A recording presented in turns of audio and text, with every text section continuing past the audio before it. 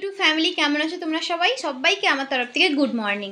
কালকে দেখো এই মেলায় আমরা রাতের বেলায় গিয়েছিলাম, আর এখন যেহেতু শ্রাবণ মাস, ঠিক আছে, তো এই শ্রাবণ মাসে এই শ্রাবণী মেলাটা বসে, ছোট্টখাটো, খুব একটা বড় নয়।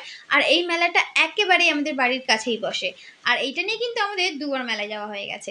মেলায় যখন গিয়েছি ভাবলাম ছোট্ট করে তোমাদের সাথে একটু শেয়ার করে দিই।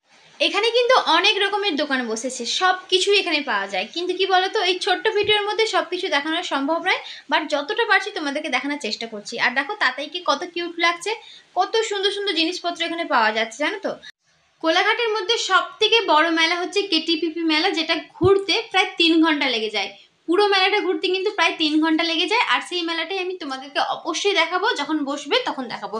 আর এই মেলায় দেখো সমস্ত ধরনের মেয়েদের কুর্তি, যা যা জিনিস মানে দরকার আর কি, সংসারের জিনিসপত্র থেকে সব কিছুই পাওয়া গিয়েছিল। আর আমি আমার সংসারে যা যা দরকার সব কিছুই কেনাকাটা করে নিয়েছিলাম, প্লাস যা যা খেতে চেয়েছিলাম আমার হাজবেন্ড তাই খেয়েছিল।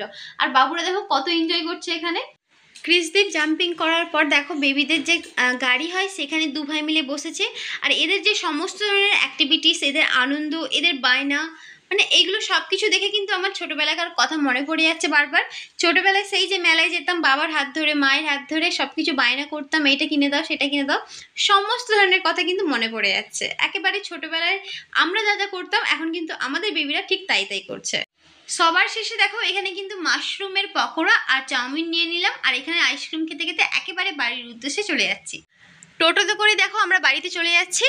আর আমাদের বাড়িটা একেবারে সামনে, জাস্ট 5 মিনিট লাগে। ছোট ভিডিওর মাধ্যমে তোমাদেরকে দেখানোর চেষ্টা করলাম আমি কি কি করেছি না করেছি। আর যদি ভালো লাগে অবশ্যই লাইক শেয়ার সাবস্ক্রাইব করে পাশে থাকবেন আর আমাকে সাপোর্ট করে যাবেন। Thank you.